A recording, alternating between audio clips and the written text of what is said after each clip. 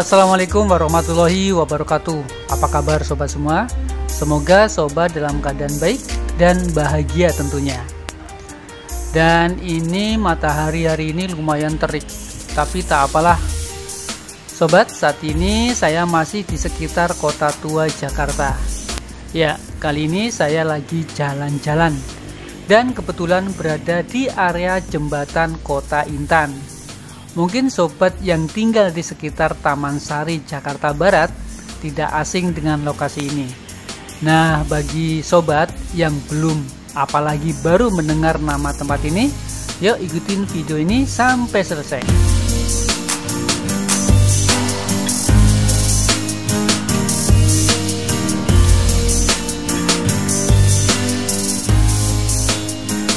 Kota Tua Jakarta menyimpan banyak sisa peninggalan zaman kolonial. Salah satunya adalah jembatan Kota Intan yang menghubungkan Jalan Nelayan dan Kali Besar di Kelurahan Pinangsia, Taman Sari, Jakarta Barat. Maka tidak heran tempat ini selalu ramai dikunjungi para wisatawan, baik domestik maupun mancanegara. Apalagi kalau pas kebetulan hari libur nasional. Jembatan ini menjadi titik akhir walking tour pesona kanal dan kampung tua Sunda Kelapa. Jembatan sepanjang 30 meter dan lebar 4,4 meter ini dipagari, mungkin agar tetap terpelihara dan tentunya dijaga oleh seorang security atau satpam, sehingga tidak semua orang bisa masuk ke dalamnya. Nah, karena dipagari dan dijaga petugas, jembatan ini tampak terawat. Lantai jembatan yang terbuat dari kayu dan besi yang menghubungkannya dicat warna coklat, makin keren. Begitu juga dengan birai atau pagar jembatan yang terbuat dari kayu.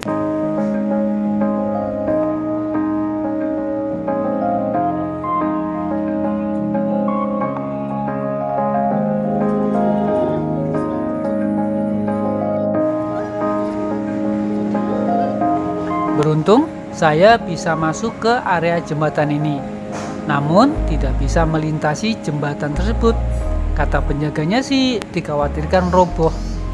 Betul juga sih, mengingat jembatan kayu ini udah lama dan kekuatannya juga tidak lagi kokoh. Nanti kalau rusak atau roboh kan sayang. Sejarah ini loh, peninggalan penjajah, peninggalan company, peninggalan wong-wong Londo yang dulu menindas kakek nenek kita.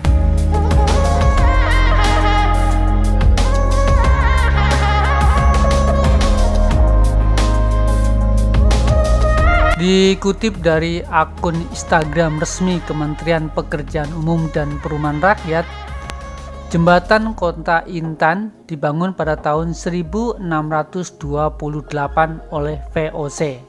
Jadi udah lama, wiswe banget.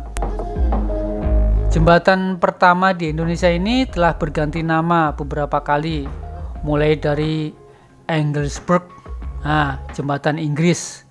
Dinamain itu karena tidak jauh dari lokasi ini terdapat benteng pertahanan milik Inggris, makanya dinamain jembatan Inggris. Kemudian Honderpassbrug atau jembatan Pasar Ayam.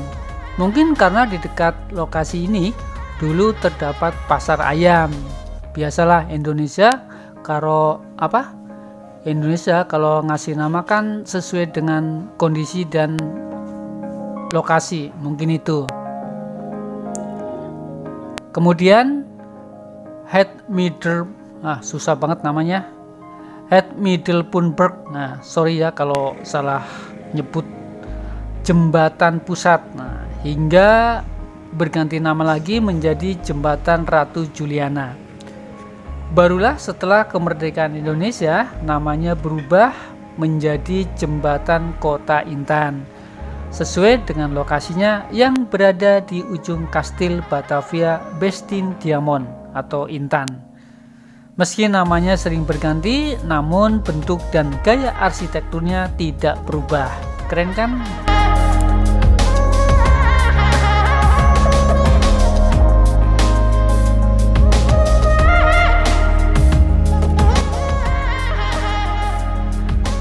Sedangkan info lain, sejarah jembatan Kota Intan yang dirangkum dari laman resmi Sistem Registrasi Nasional Cagar Budaya Kementerian Pendidikan dan Kebudayaan, jembatan ini terletak di bagian utara yang menghubungkan Jalan Nelayan dan Kali Besar.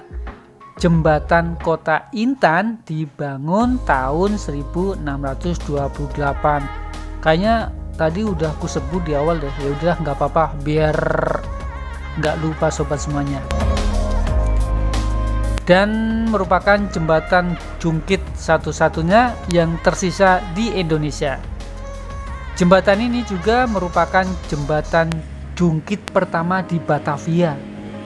Jembatan jungkit ini terdiri atas dua bagian yang sama, terletak di seberang sungai yang saling berhadapan. Lantai jembatan yang terbuat dari kayu dan dihubungkan dengan kabel besi. Pada zaman VOC, jembatan ini disebut Opalbrug. Nah, emang kalau bahasa Belanda tuh banyak memakai brug-brug. Kayak di kampung saya, di Jawa Tengah, kalau ada jembatan pasti disebut brug.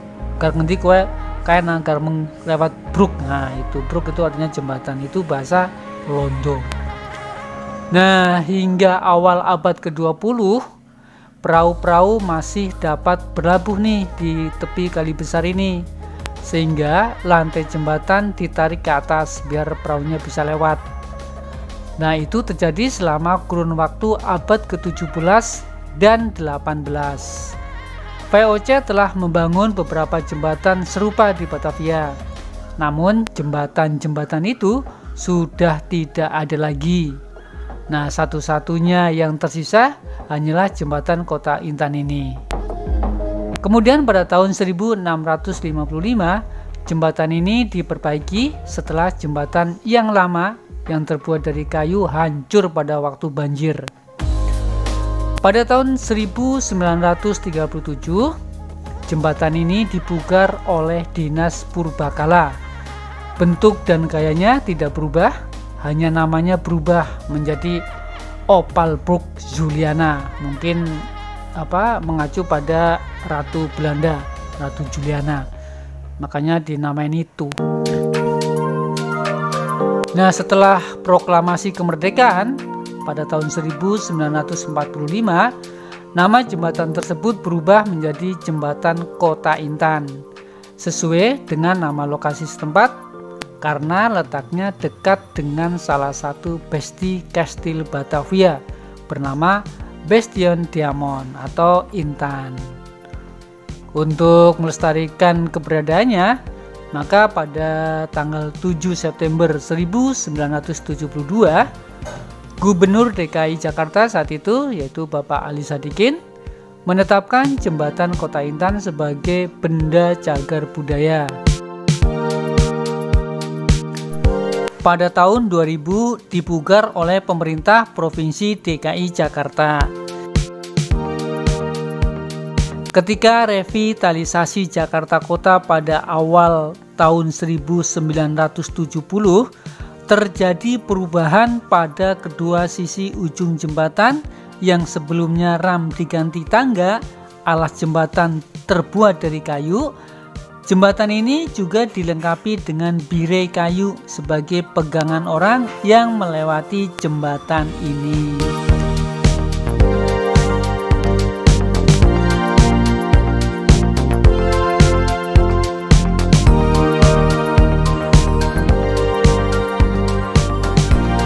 Baik, sepertinya cukup sampai di sini dulu video dari saya.